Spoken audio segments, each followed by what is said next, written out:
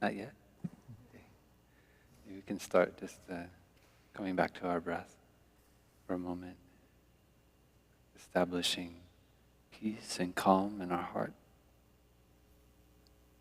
being aware of our breathing.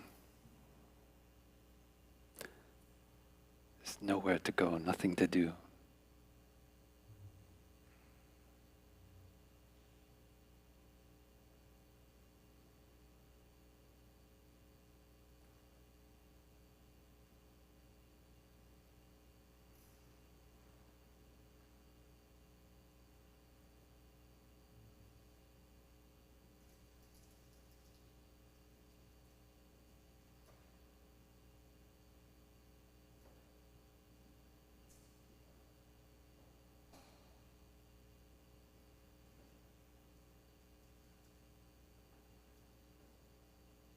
Breathing in, I'm aware of my body. Breathing out, I smile to my body with love and acceptance.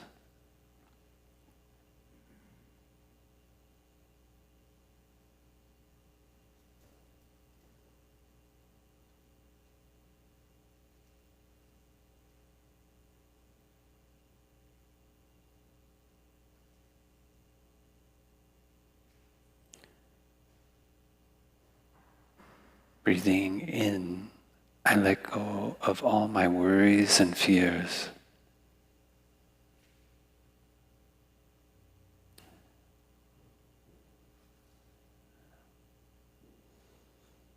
Breathing out,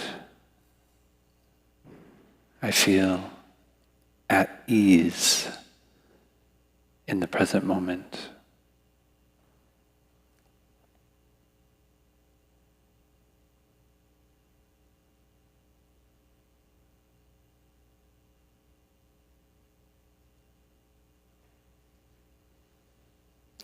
Listen to 3 sounds of the bell.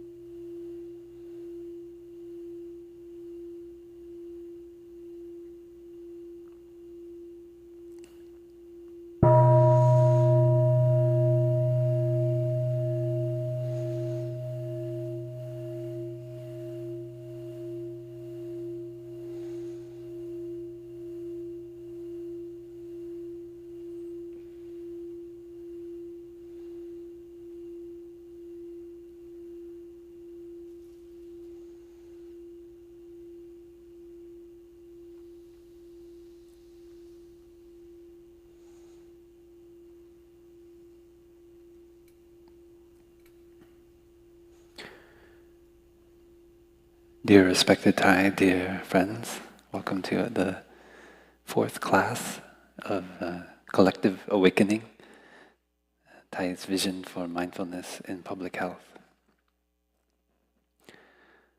And we are looking into the miracle of mindfulness. We can see ourselves as public health advocates, as monks and nuns, as lay practitioners. We are taking care of our body, our feelings, our mind, and by doing that we are taking care of the body and the feelings and minds of other people. And that is the principle of public health. So we are public health advocates. We are practicing for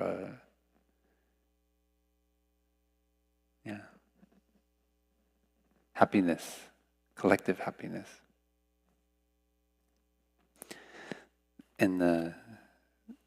How many of you were able to do the reading for this class? To read the wonderful, great. So there's this wonderful story, Thai quotes from the sutras, about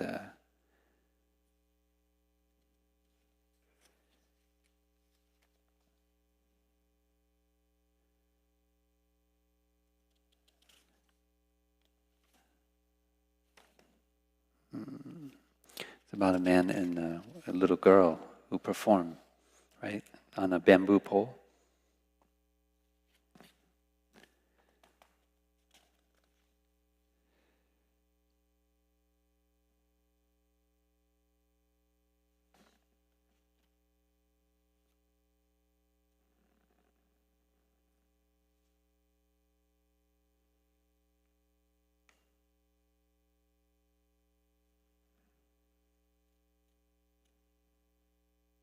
Okay, and find it in the notes, find it in the book.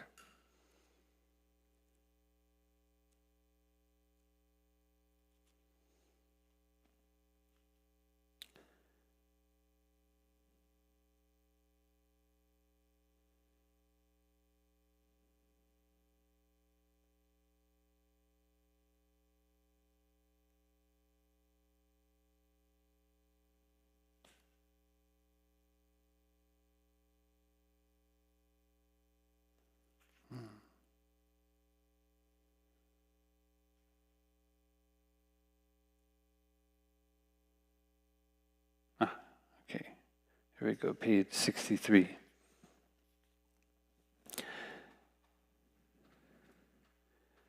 There once were a couple of acrobats. The teacher was a poor widower, and the student was a small girl named Meda.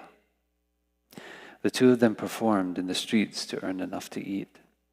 They used a tall bamboo pole, which the teacher balanced on the top of his head, so like this. I guess probably like this, but maybe like this.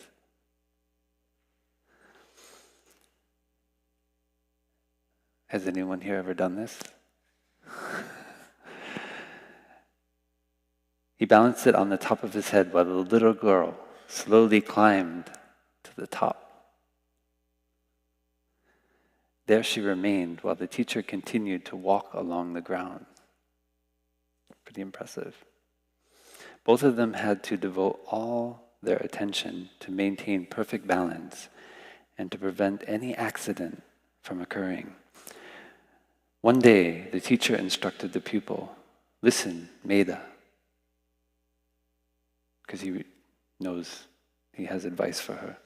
I will watch you, and you watch me, so that we can help each other maintain concentration and balance and prevent an accident. Then we'll be sure to earn enough to eat.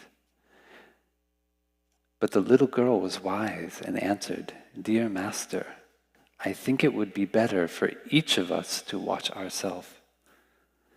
To look after oneself means to look after both of us. That way, I am sure we will avoid any accidents and will earn enough to eat." The Buddha said, "The child spoke correctly."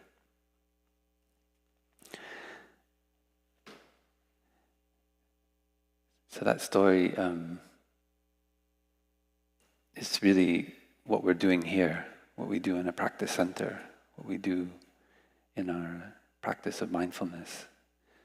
I cannot take away the anxiety of my brother when he's suffering from some trauma, things that are coming up from the past. But what I can do is take care of my own trauma, my own anxiety, my own fear. And then I can be a stable presence for my brother when he's suffering, when something's difficult for him. I can hold his hand, I can sit with him, I can breathe, and give him good conditions to be able to take care of his suffering. So that's the spirit of the little girl Meda. What she's saying. that we learn in the monastery that we cannot save each other. Not even a guru can save you. Not even your teacher can save you. Yeah. We need to be able to bring our own mindfulness to our body, our feelings, and so forth. And that is a way of salvation, of transformation and healing. So this class is about the miracle of mindfulness and how this mindfulness is in us. As Thich says, it's matter of awareness, it's a matter of life and death. And I think that though many books came out after this on mindfulness, this is 1974, I think. 1975, the first edition of the Beacon Press version, but actually there was another version under a different title that was published in Sri Lanka in English. I found it one day in a bookstore, and then I think I gave the copy to somebody. I should have probably kept it. I practice letting go, but it's one of the early versions of this book, more or less the same. And I think, I'm trying to remember, does anybody know what it was called? It's had a different title, but it was something about awareness or the miracle of being awake. Thank you. I think that's what it was. Yeah. So this book, The Miracle of Mindfulness, was conceived as a letter. So it's a letter Thich wrote in Vietnamese. So remember, this is our third book. So the first book, many books, Thich wrote in Vietnamese, including his poetry books from the 50s and 60s. And then the last book we read, the Vietnam Lotus in a Sea of Fire, was a plea to mainly the American people, but also those in the West who are supporting the peace movement especially, but hopefully getting it into the hands of people in power who could understand the situation of the war in Vietnam. So this book is a very different audience. It's a little bit closer to Fragrant Palm Leaves. And it was intended to help support the continued work in the School of Youth for Social Service in Vietnam. So I talked a little bit already about the School of Youth for Social Service, and we heard about it in Vietnam, Lotus in a Sea of Fire.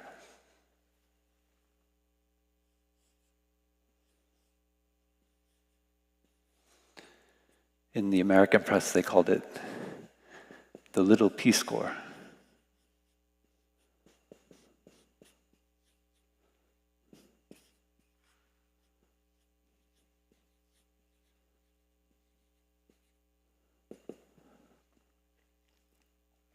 And actually, we found one brochure in the Martin Luther King archives in Georgia. One of our lay practitioners found from I think from the late 60s, the brochure, fundraising brochure in English, which has a description of the School of Youth for Social Service. I think it's really important to understand this vision that Thich had because it continued to manifest. Most recently in Wake Up. Does anybody know the original title of the Wake Up movement for young people? Anyone here? What's that? Yeah, it's close. So I remember Thich told me when we were in Kim Lien in 2008 in Hanoi, the Kim Lien Hotel. And a number of our brothers and we went to meet with Thich before we came back to Deer Park.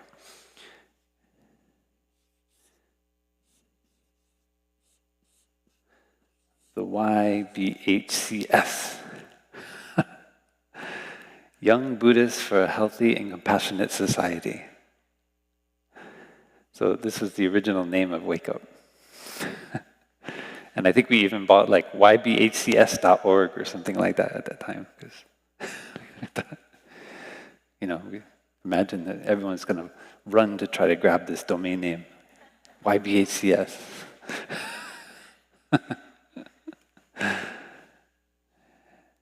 So it's a bit of a mouthful, but yeah, we had the School of Youth for Social Service, and then its continuation, which is Thai's, really, I feel, coming from the same seed, which is, I think, integral to the theme of this course, which is public health. What is Thai's vision? To train young people to go out, to help their communities, help other communities in need. And especially the young intelligentsia, the young people of, in this case, Saigon, who grew up in the city. Many of them came from families that were more well off. And so a little bit in the spirit of, we know that at that time as well, Kennedy had started the Peace Corps. And here at Deer Park was a launching off place for the Peace Corps. So young people, we have pictures here from the 60s we found online of young people coming here to then go off to Micronesia. So the ones who, I think, how many of us know about the Peace Corps? Do I need to explain? Okay, I think everyone knows a little bit. But it was a program for young people who had just finished college, rather than going into, like a for-profit job, working for a corporation. At that time, there was still this sense of working for a corporation for your whole life, right? So once you got a job out of college, you might be working there the rest of your life. And so before that, JFK encouraged young people to act in the spirit of service. And the Peace Corps was to go to countries that needed some kind of development program, and there are lots of complexities around the Peace Corps, wonderful things, but also there's a lot of assumptions we make when we go into another country and we decide that we need to develop that country, right? So in Thai, this little Peace Corps in Vietnam was just within Vietnam, so going out in that spirit and supporting the people in the villages. Many of them didn't have an education, working in rice fields, and the young people came in with no money, and they would win the trust of the villagers. Start teaching the kids maybe during the day when the parents were in the fields, and just basic things, because there was no school for the kids, so they were just in the streets playing. And then slowly teaching them about sanitation, teaching them, bringing modern medication and other things to the villages. So that continued despite Thai's the annulment of Thai's passport. So from the time where we left Thai with the book Vietnam, Lotus in the Sea of Fire, that book came out. Thai was speaking in the West, going on tours. So a group, we're learning about lots of groups today. So a group called the Fellowship of Reconciliation that was headed by a man named Alfred Hassler.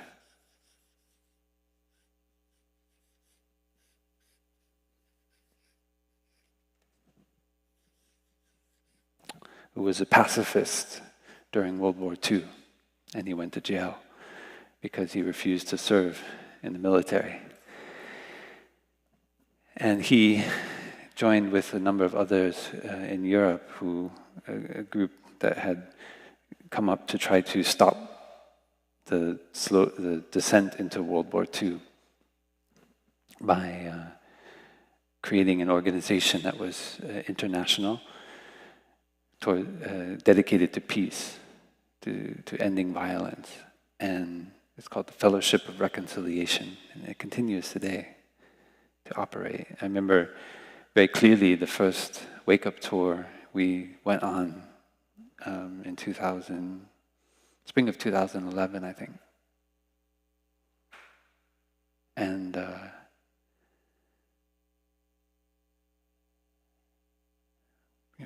think it was spring of 2011 in England, and we went to give to an event at the Fellowship of Reconciliation. And Thich was so happy when we told him. He kind of glowed. Fellowship of Reconciliation met with Thich when Thich returned to the U.S. So the first time Thich went to Princeton and then to Columbia. And I don't know, you may have heard that they're going to name the street in Manhattan that Thich lived on near Columbia, Thich Nhat Hanh Street.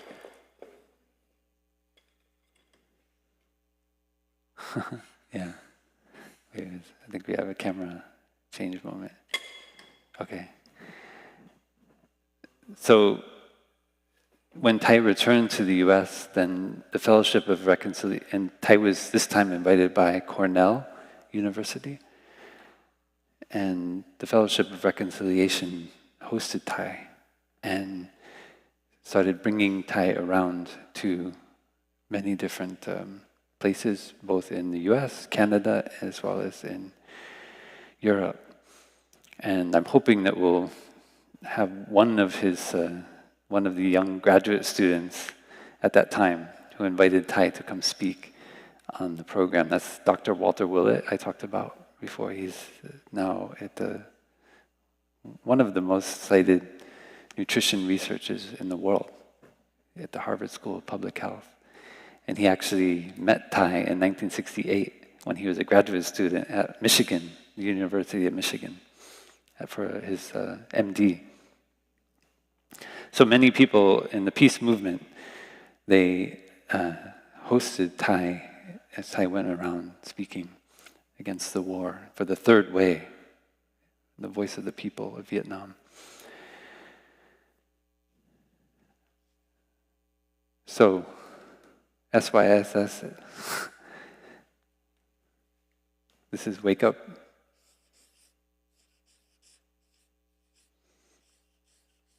So fortunately, some young people in Plum Village in 2008, after Thich started the Young Buddhists for a Healthy, Compassionate Society, they said, can we call it Wake Up?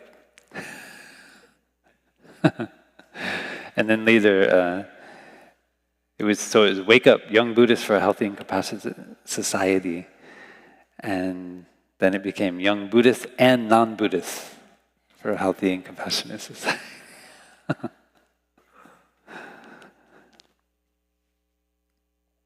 So this is a little bit about this time. So Thich, when Thich started to speak out, he learned that his passport had been annulled, and he could not return to Vietnam anymore. And it always gives me pause when I reflect on that, because whenever I feel like there's some difficult moment in my life, or I'm undergoing a difficult moment, I remember that moment in Thich's story, when Thich learned that he could not return to Vietnam.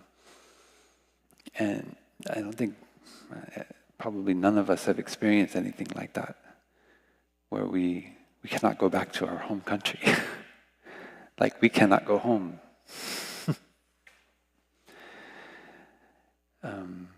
It's very strong. And it's not from our own decision, right? Even for some of us, it might be our own decision, but this is forced on Thich. So some people wanting to perhaps cut off, feeling Thich is becoming too powerful, his voice is becoming too too loud, and they cannot stop him from speaking in the West. So they decide to cut him off from his community. So this is very very difficult moment for Thich. And he had to make decisions about where he would go. At that time, America, the United States, was still at war with Vietnam, was still at war with the north of Vietnam, was still undergoing so-called police action in Vietnam. And so, in a way, it's a kind of maneuver to try to get Thich to seek asylum in the US. And then he has to pledge allegiance to the flag of the United States of America, amongst many other things. And of course, what would be the result of that? A feeling of betrayal at home from many of the people who had supported him for so many years. Just as we read in Vietnam, Lotus in a Sea of Fire, Thich talked so many times about how important it was that the religious figures, whether Christian or Catholic or Buddhist, did not take a side. And we learned about how the anti-communists to be an anti-communist was to make money for a lot of people because of all the support for the US, coming from the US. So in that moment, Thich decided to seek asylum in France. And of course, France had been the colonial power of Vietnam. Thich had gone to a French school. So I don't know all of the reasons why Thich decided to do that, but it seemed like going to the US was not an option. Seeking asylum here was not an option. And so he reached out for asylum in France. And yeah. Maybe we can listen to a sound of the bell. Just come back to our breathing.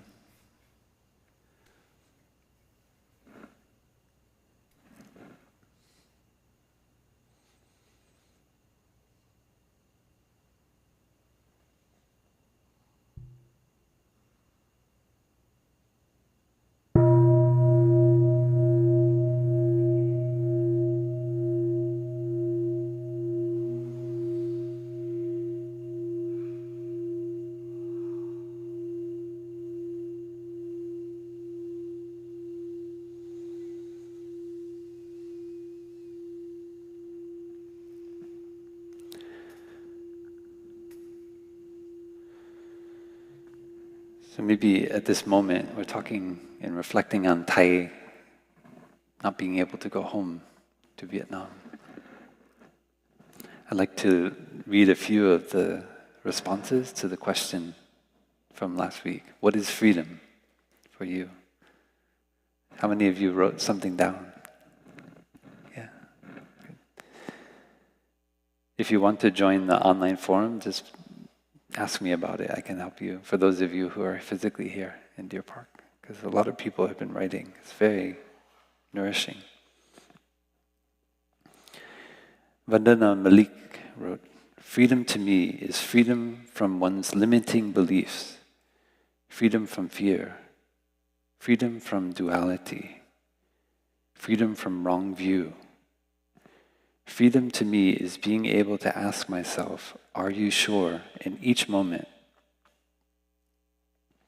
That is, never act out of habit, but by being present in each moment. In freedom, I experience spaciousness and oneness. In lack of it, I live in narrow view of need to protect me and mine.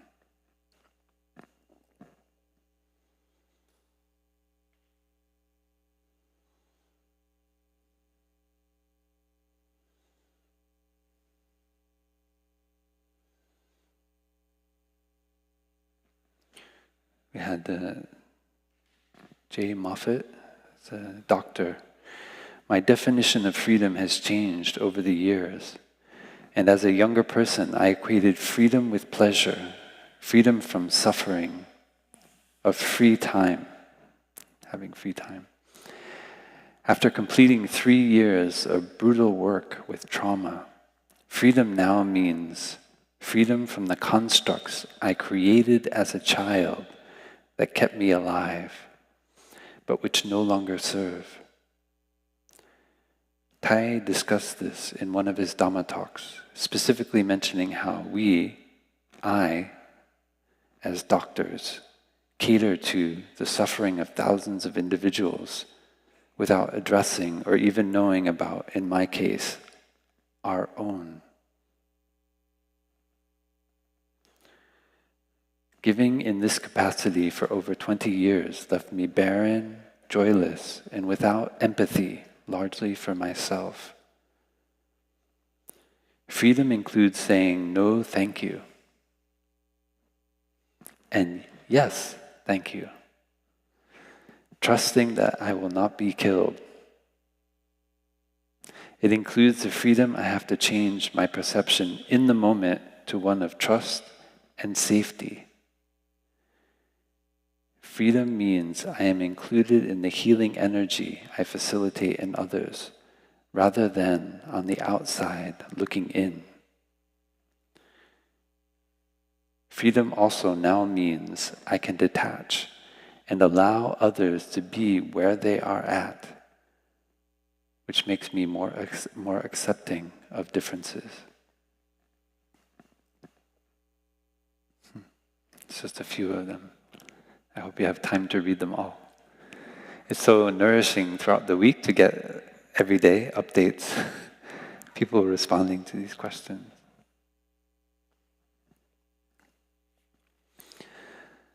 Okay, so in this moment in Thai's life, Thai finds himself in France, and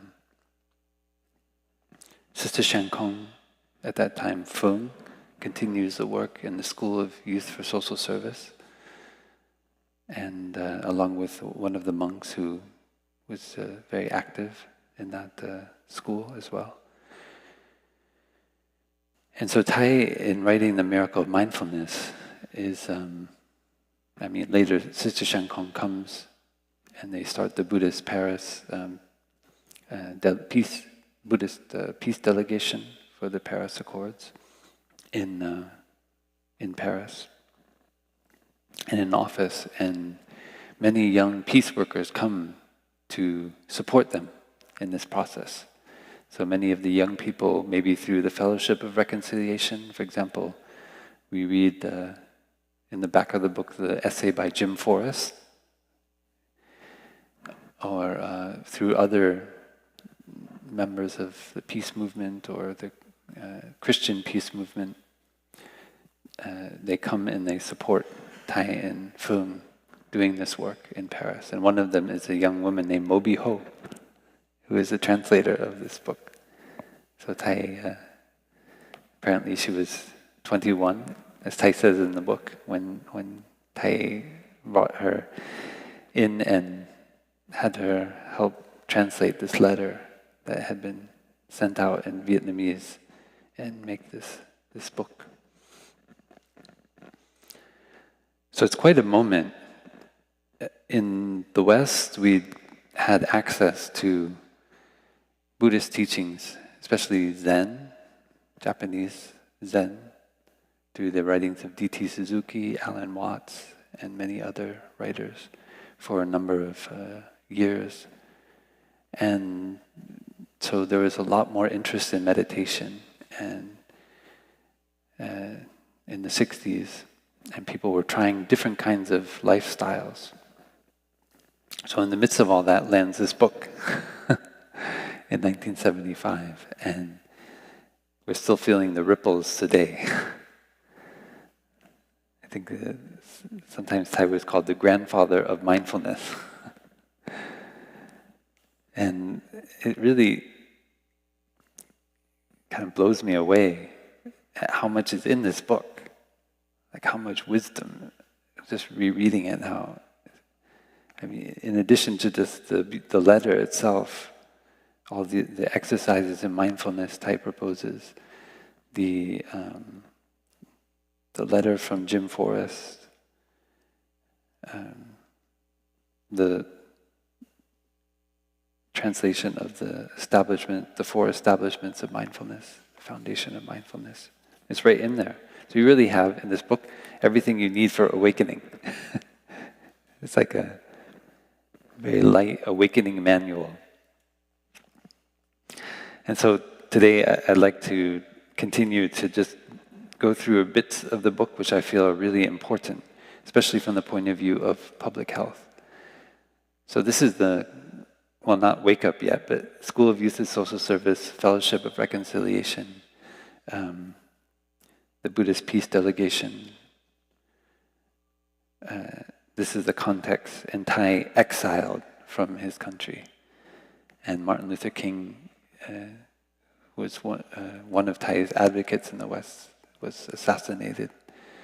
And so this is a time I see Thai, in my view, my mind's eye, going within, having to see how he can be a seed of starting a Sangha in the West. Thai often said that living in the Sangha is like a bee in the beehive. And we just bump into each other, but we somehow find our way to smelling each other, being aware of each other. In Thai, when he was exiled, it was like they took the bee and removed him from the beehive. So Thai didn't have his beehive, so he had to recreate the Sangha in the West. And it started with the peace movement.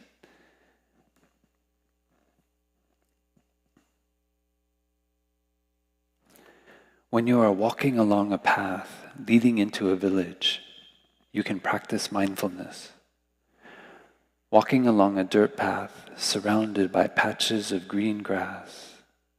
If you practice mindfulness, you will experience that path, the path leading into the village. You practice by keeping this one thought alive. I'm walking along the path leading into the village. Whether it's sunny or rainy, whether the path is dry or wet, you keep that one thought, but not just repeating it like a machine over and over again. Machine thinking is the opposite of mindfulness. If we're really engaged in mindfulness while walking along the path to the village, then we will consider the act of each step we take as an infinite wonder.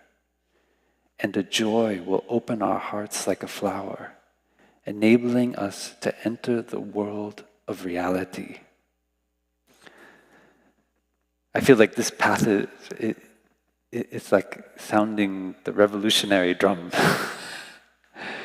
Because in this passage is the seed of Plum Village. This is the core of what we do every day. When we're walking on the path, we're walking on the path. That's it. Learning to let go of our thinking, all of our worries, our anxieties, our idea about arriving at the village, and just enjoying each step. It's an infinite wonder. That is, it seems so simple, but it's so revolutionary.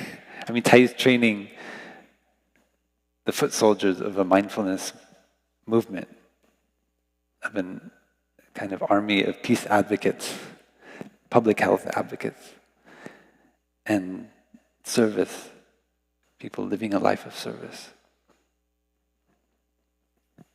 How can we take care of our body and mind?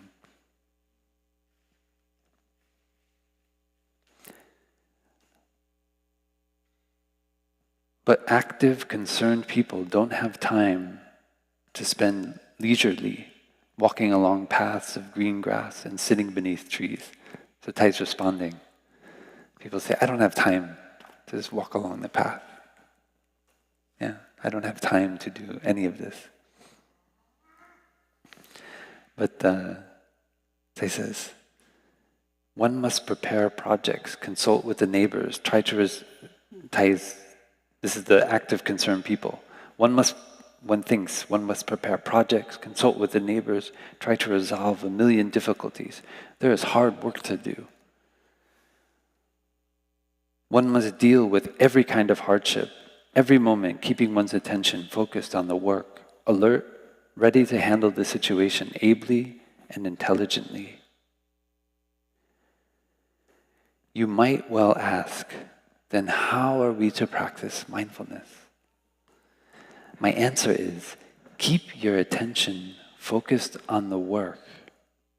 Be alert and ready to handle ably and intelligently any situation which may arise. This is mindfulness. So it doesn't mean we abandon our work. It's working meditation. There is no reason why mindfulness should be different from focusing all one's attention on one's work, to be alert and to be using one's best judgment. During the moment one is consulting, resolving, and dealing with whatever arises, a calm heart and self-control are necessary if one is to obtain good results. Anyone can see that. If we are not in control of ourselves, but instead let our impatience or anger interfere, then our work is no longer of any value. This has been helping me a lot recently in my own practice. To know that I give a talk, maybe I go to the bathroom, I brush my teeth, I sit with a lay brother and have a consultation.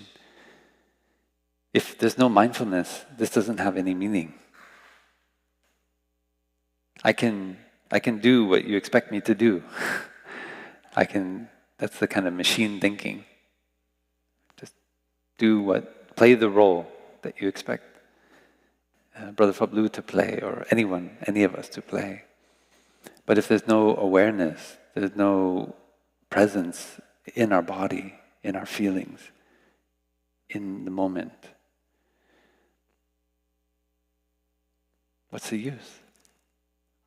This is something Thich told us over and over again, but for some reason it's been coming up a lot for me recently.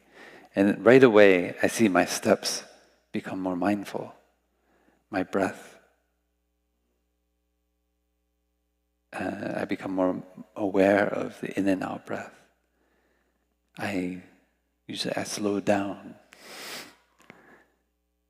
Because we don't know if we're going to live past tonight, right? And so the way that we live each moment, it needs to be meaningful. How other way can it be? So this is the kind of revolution I think Thich set in motion with this book. He's taking meditation out of our preconceived conception of sitting on a mat, closing our eyes, breathing. It doesn't mean we don't do that. But he's saying, hold on. Work is also a meditation. Everything you're already doing can be a meditation. You don't need to stop your life and become a Buddhist and go to a mountain and sit in a cave and practice meditation for 3 years, 3 months, and 3 days, right? But right where you are, just wholeheartedly pay complete attention to what you're doing. Whether you're drinking tea, whether you're doing the accounting for your organization, whether you're sitting with a patient, a client, whatever it is, just be fully there, fully in it. And that means letting go of our idea about ourselves.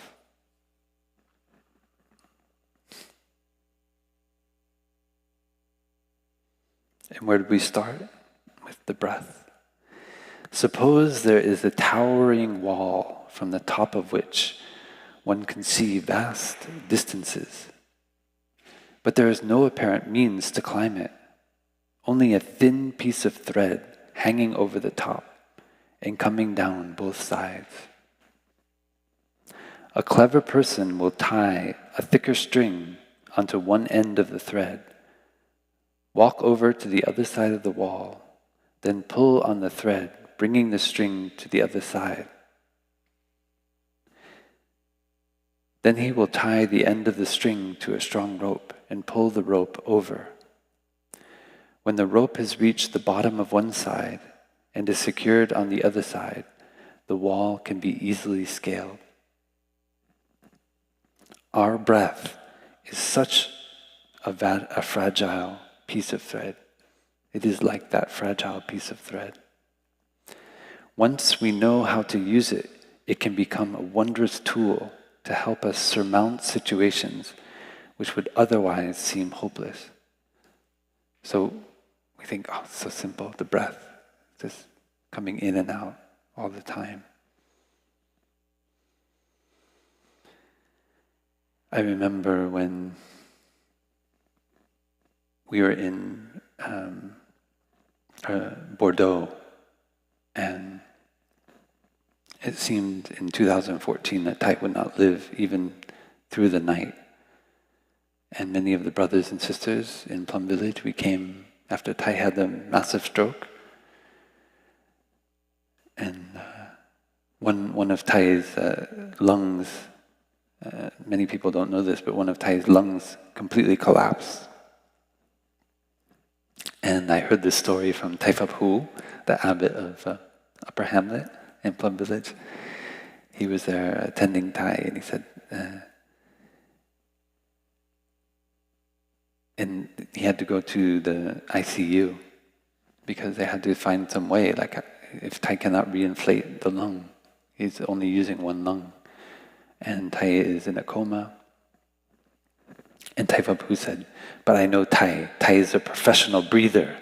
He can make it happen. And somehow, we don't know how, suddenly, pop,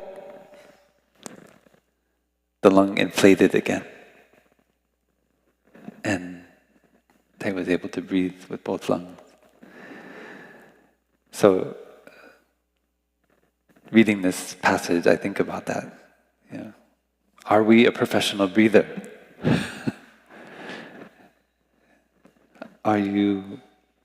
Do you really know your breath? Or is it still just this fragile piece of thread that could just be pulled down in an instant and blow away in the wind? Or have we been able to develop our awareness of the breath so that it is this wondrous tool that can bring us peace and joy and happiness in any moment? That is the practice.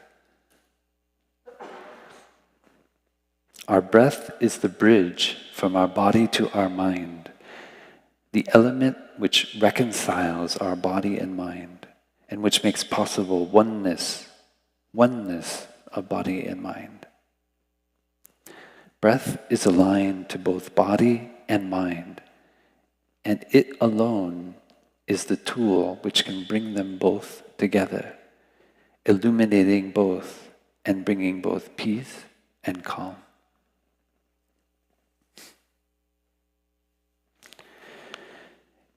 In my small class in meditation for non-Vietnamese, so of course this is a letter Thai is writing to Vietnam, to workers in the SYSS.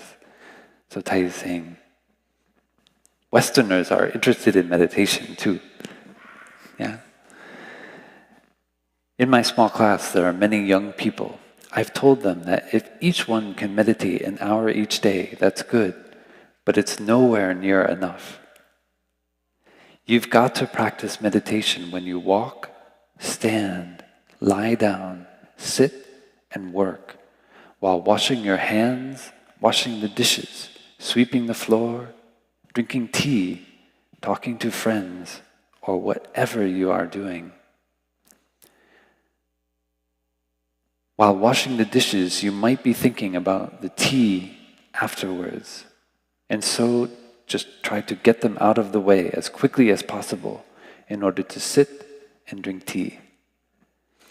But that means that you are incapable of living during the time you are washing the dishes. So how many times in a day are we not really alive with what we're doing? I mean, that's for each of us to look for ourselves. How many times in the day are we not living? You find yourself there, so how did I get here? Have you experienced that? You were walking and suddenly, what am I doing here? Or you walk into a room and then you're suddenly aware and you think, why did I walk into this room? Yeah, this is where we fall into forgetfulness. So the practice of meditation in the Plum Village tradition is continuous. And we learn to be mindful even when we're sleeping. That's a little bit more difficult. But you can do it. You can bring up your level of awareness in your sleep. So when you're dreaming, you're aware you're dreaming. But it's a little bit easier to practice mindfulness while washing the dishes or while walking, or whatever we're doing. So one of the key things that happened to Thai when Thai came to the West was he encountered more of the southern tradition of Buddhism that already existed as well in Vietnam, but it was not the tradition he was raised in. And especially the text on mindfulness of breathing, the Anapanasati Sutta, and the Satipatthana Sutta, the 4 establishments of mindfulness.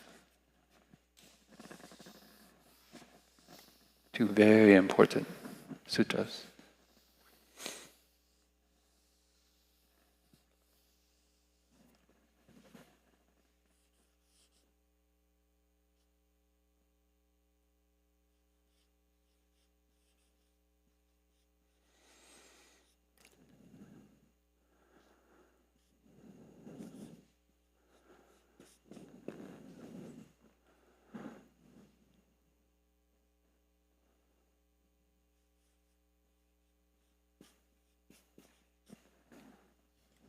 Ana is I think it's the in-breath, and the prana is the out-breath, or vice versa, I'm not sure. This is the Pali version of the word prana, which has become popular today because of yoga, right? Prana. So ana or prana is the in and out breath. The mindfulness of the in and out breath is literally what it means in Pali. And the Satipatthana Sutta.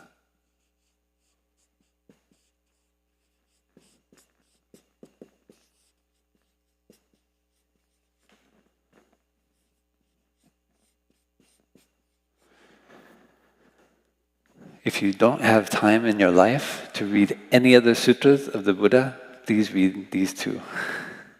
And I would say if you only have time to read one, then read this one. Because actually this one is kind of embedded in this one in a way.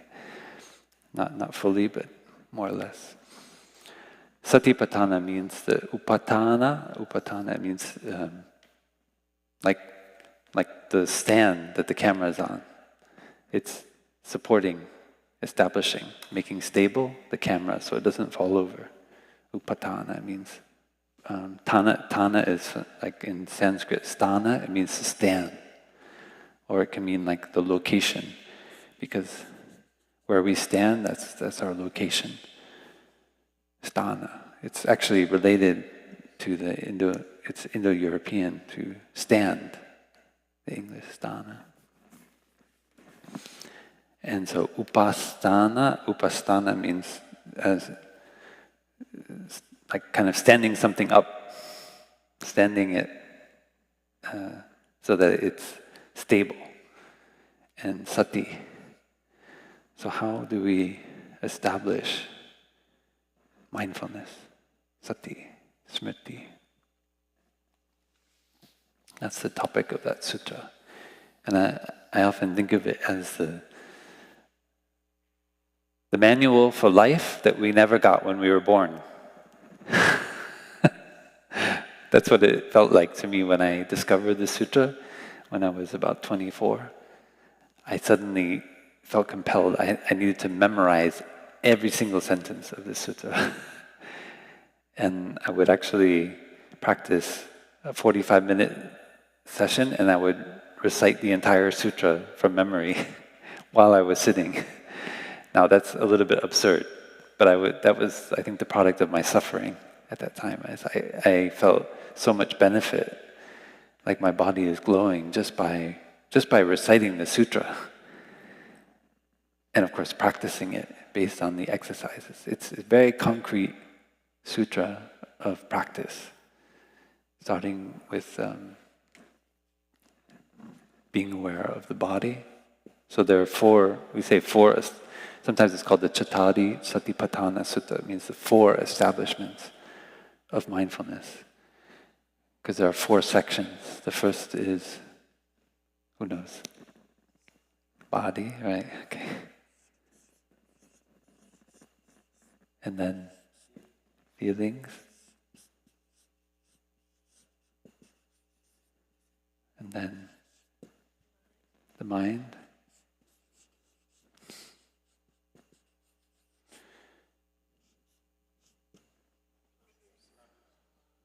Phenomena, or dhammas, or phenomena, or objects of mind, yeah.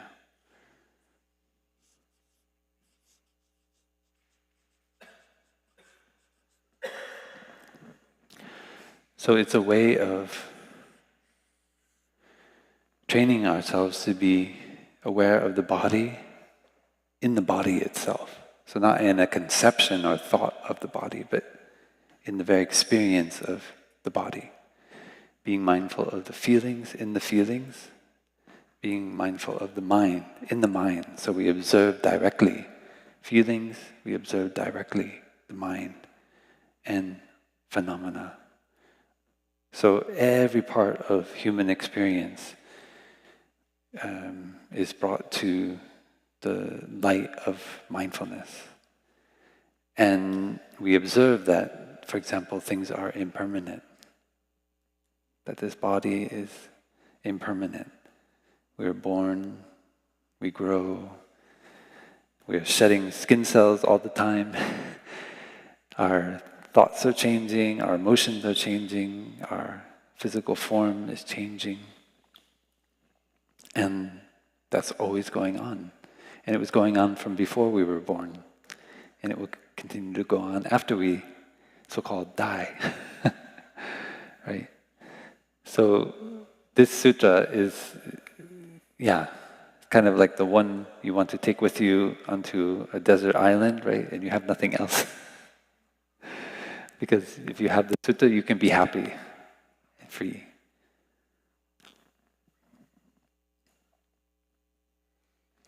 And for me, freedom means awareness. It means mindfulness. It means awareness of what I'm doing within me and around me, whatever's going on. That is freedom. And so it's very handy to be in a place that practices mindfulness because you feel very free. And this sutta is helped me, and it continues to help me, but especially when I was in that place where I was suffering so much and I didn't know where to go in this life. Just practicing mindfulness of my body, mindfulness of my feelings, pleasant feelings, unpleasant feelings, painful feelings, being aware of the mind, how the mind is still, happy, sad, all these, and phenomena. It means aware of the senses that are coming through the input through our eyes, ears, nose, tongue, body, and mind. Our eyes coming in contact with forms, colors, shapes, our ears coming in contact with sounds, giving rise to sound consciousness. So we have a consciousness for every type of object that comes in contact with a sense organ. And together, those are the 18 dhatu, which is in the Buddhist sense, the entire cosmos is within those 18 dhatu. Right, we have eye, ear, nose, tongue, body, and mind. That's 6. And then the eye comes in contact with forms, sounds, smells.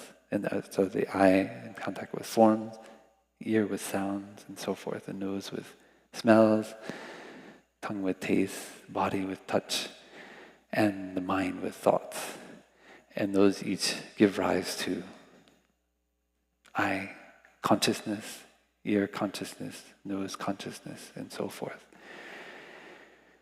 So aware of that phenomena going on, we learn what is nourishing our feelings.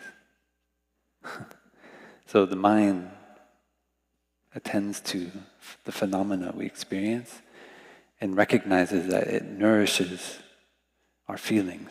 And our feelings are what drive us to act.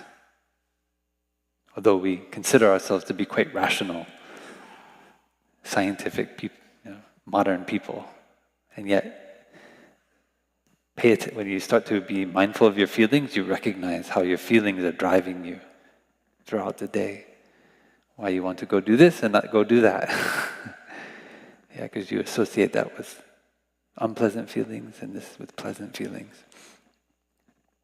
So this is the sutra in the back of the book of the Miracle of Mindfulness. And later Tai will do an extended commentary on this sutra called Transformation and Healing, which I highly recommend.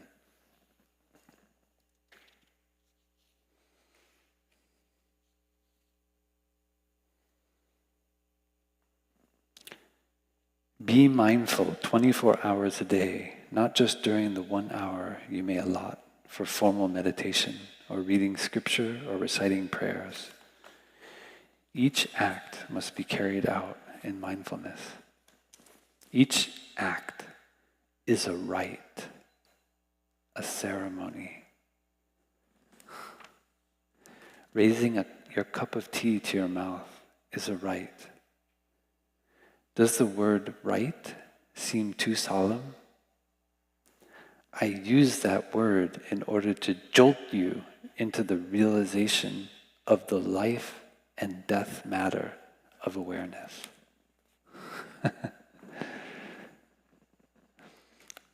Maybe we can listen to the sound of the bell.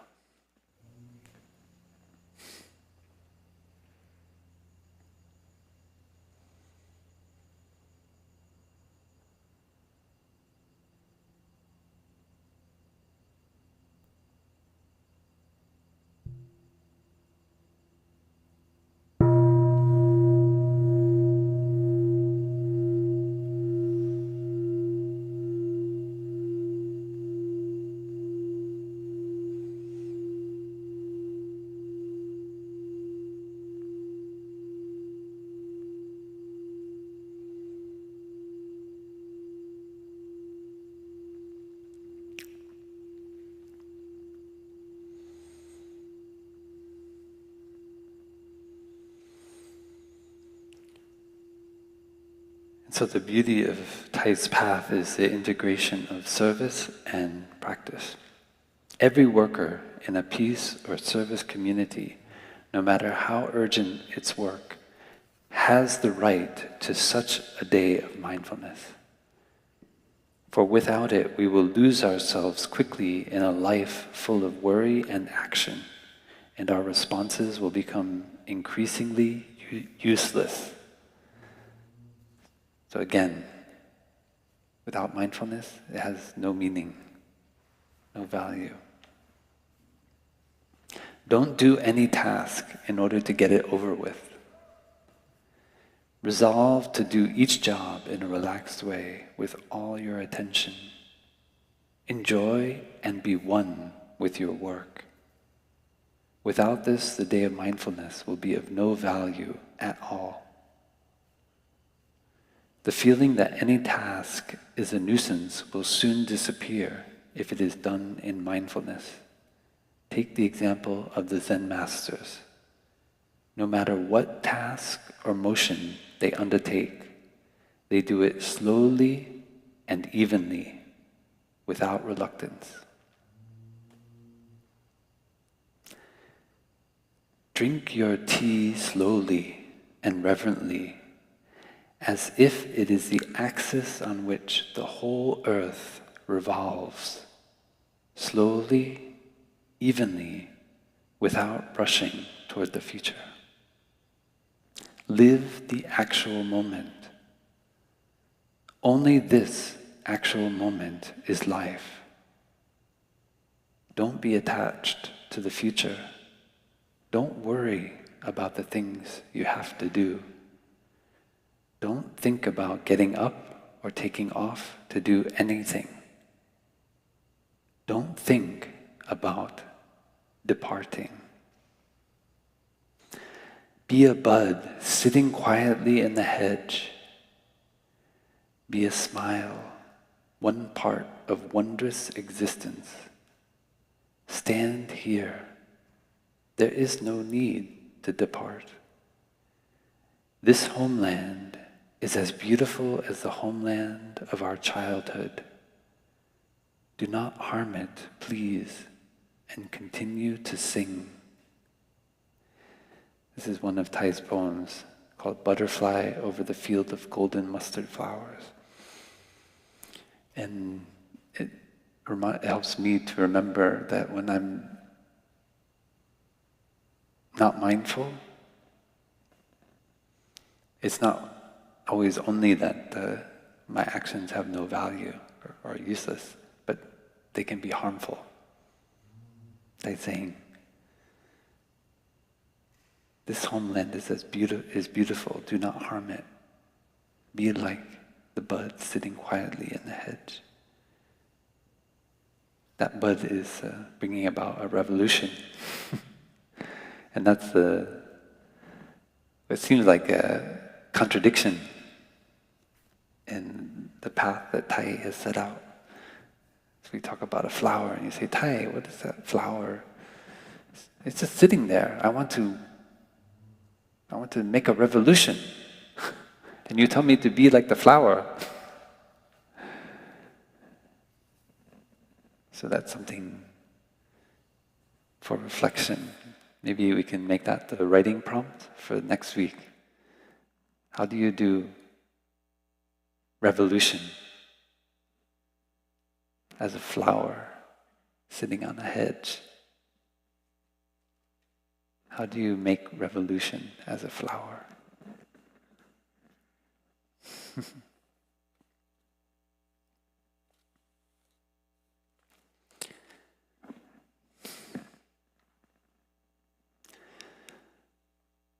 Somehow we must find a way to allow each worker a day of mindfulness.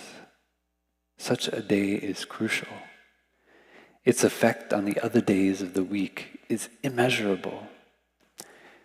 10 years ago, thanks to such a day of mindfulness, Chu Van and our other sisters and brothers in the Tipian order, that's the order of interbeing, were able to guide themselves through many difficult times. After only 3 months of observing such a day of mindfulness once a week, I know that you will see a significant change in your life. The day of mindfulness will begin to penetrate the other days of the week, enabling you to eventually live 7 days a week in mindfulness.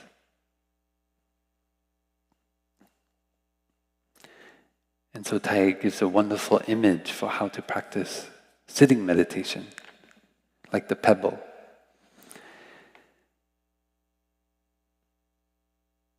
Sit down in whatever position suits you best. Breathe slowly and deeply following each breath, becoming one with the breath. Then let go of everything. Imagine yourself as a pebble which has been thrown into a river. The pebble sinks through the water effortlessly. Detached from everything, it falls by the shortest distance possible, finally reaching the bottom, the point of perfect rest. You are like a pebble which has let itself fall into the river, letting go of everything. At the center of your being is your breath. You don't need to know the length of time it takes before reaching the point of complete rest on the bed of sand beneath the water.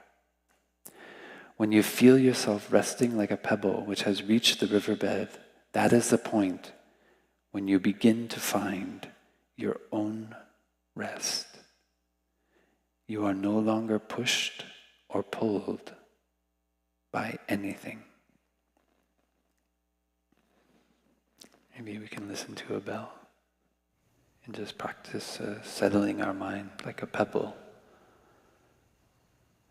gently drifting down, sinking to the bottom of the river.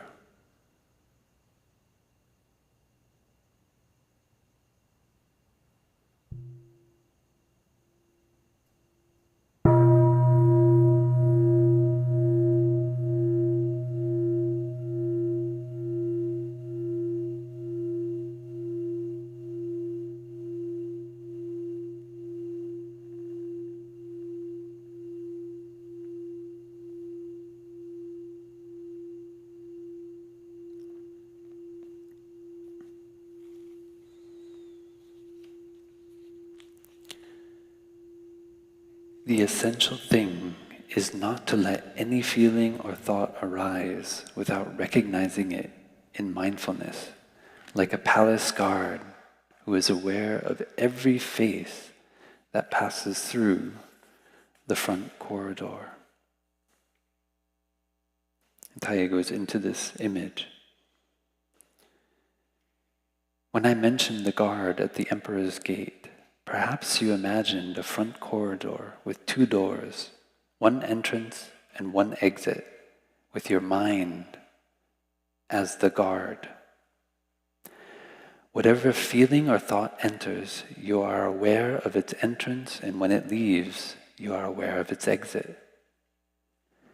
But this image has a shortcoming.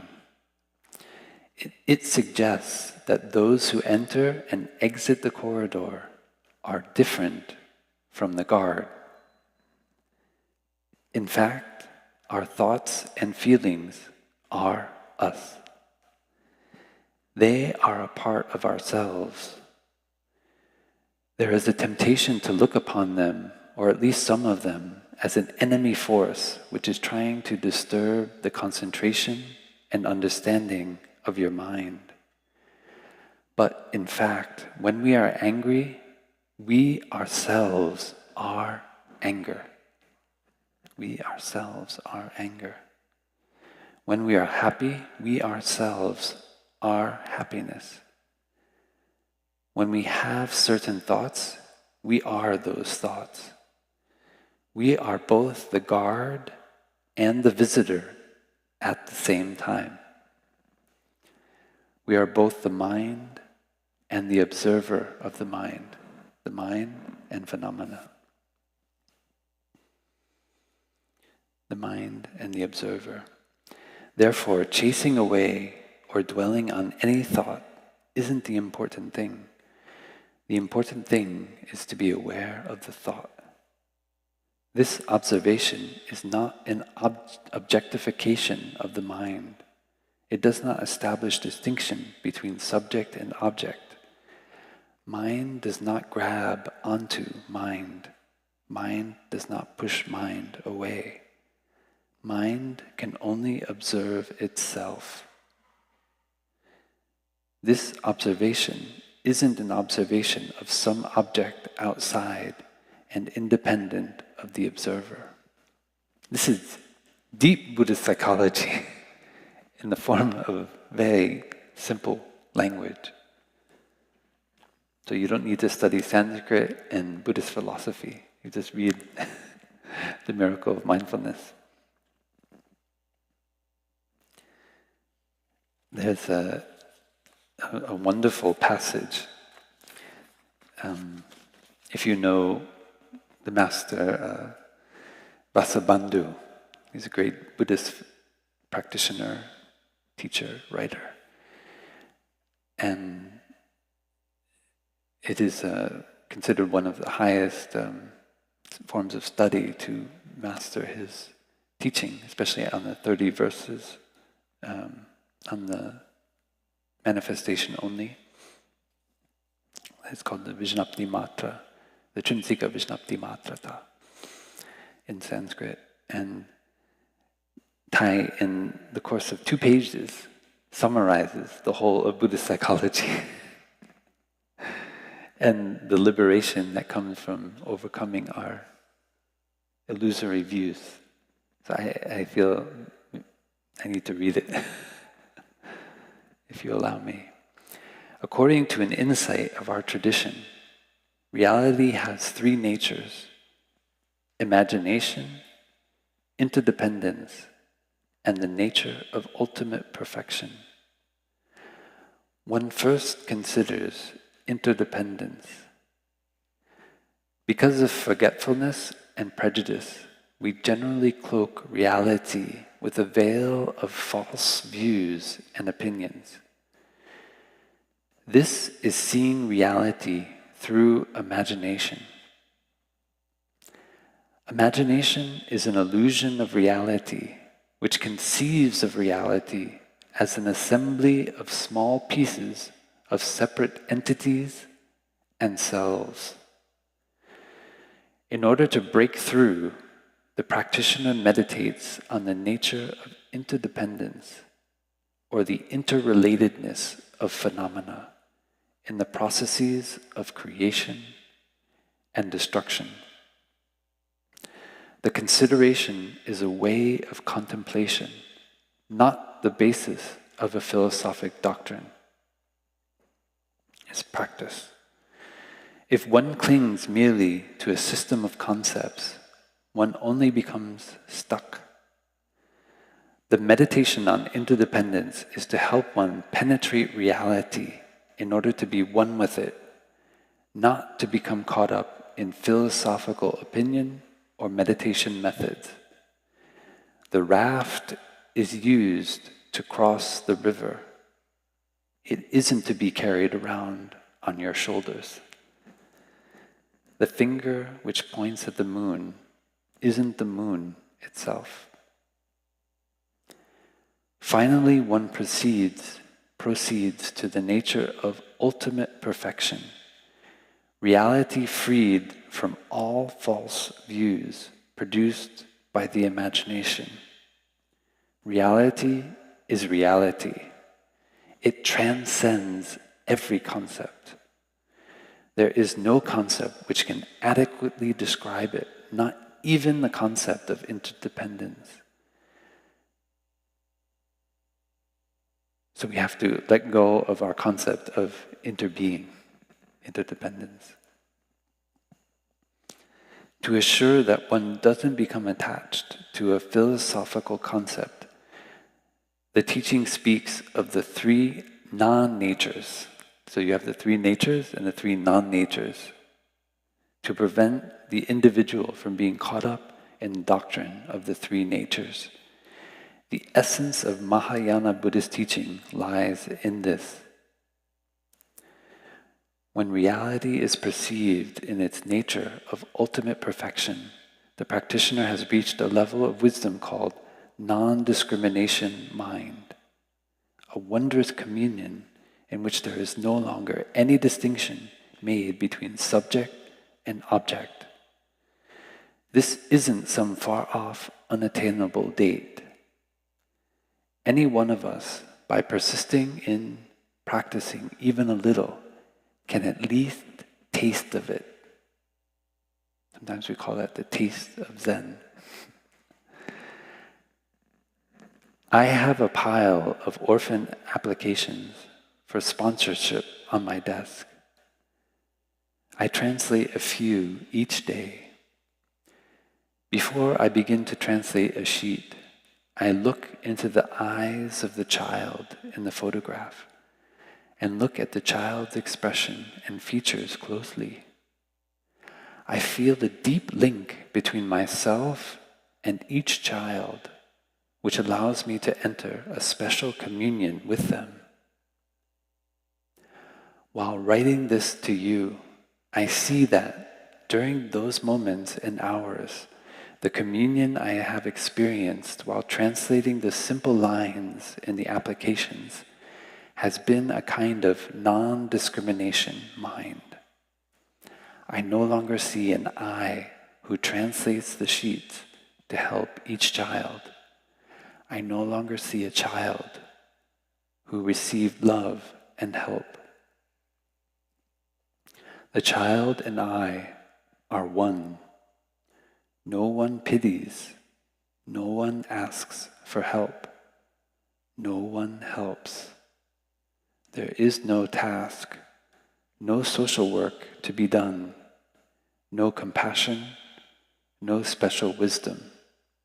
These are moments of non-discrimination mind.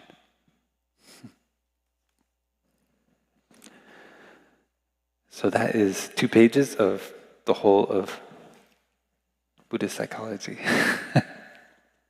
in a nutshell. Okay, so it's getting late, so maybe we'll close. There's much more that is in here, and I added more to the notes, so I encourage you to read it, at least to read over the notes, especially about the story from Tolstoy. Okay, what is the best time to do each thing? Who are the most important people to work with? What is the most important thing to do at all times? Thich says the story is like a story out of scripture, and he calls Tolstoy is a saint. So I'll leave that for you to read. And just these last words about the service of peace. The service of any person in need. The word service is so immense.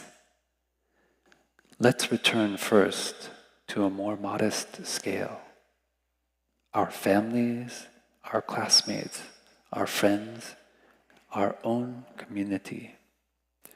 We must live for them, for if we cannot live for them, whom else do we think we are living for?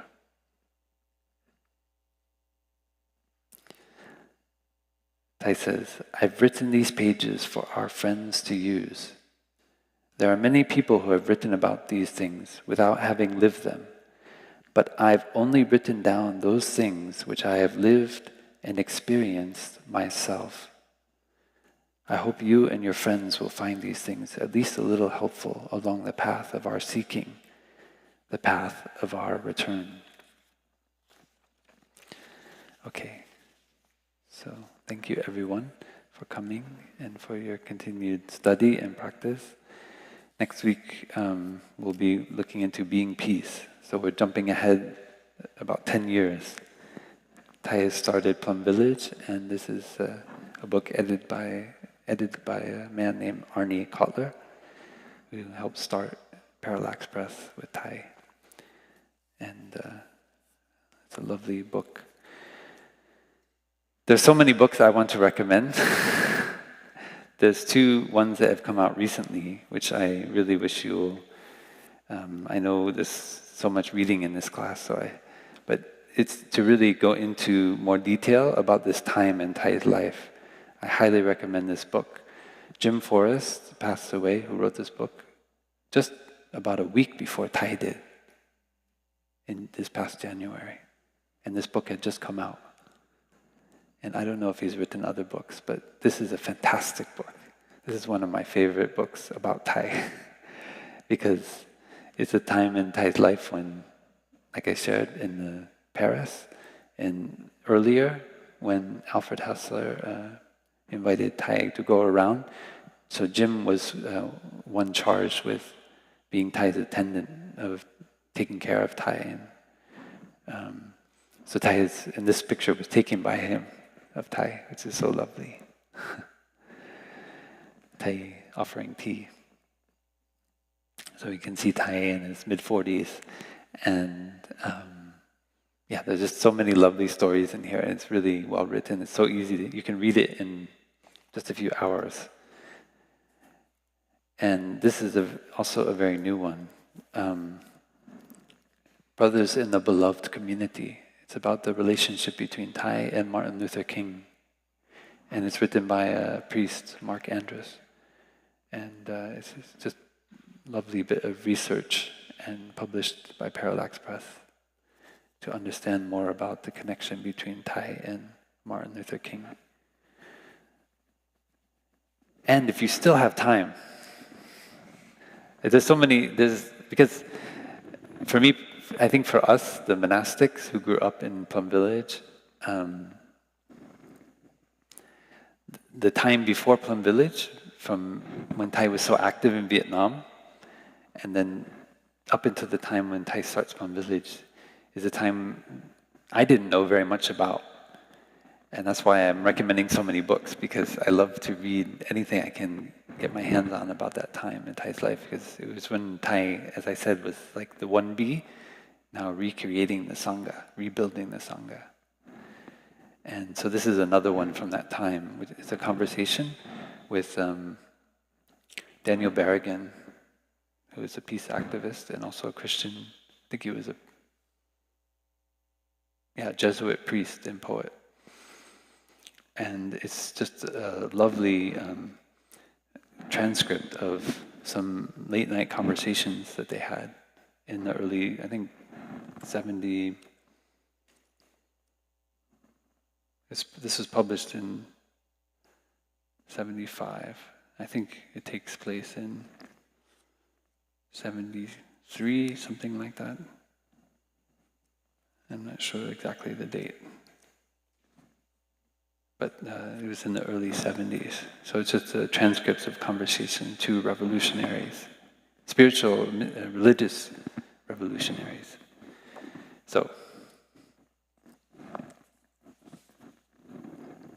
So many things to read. Thank you.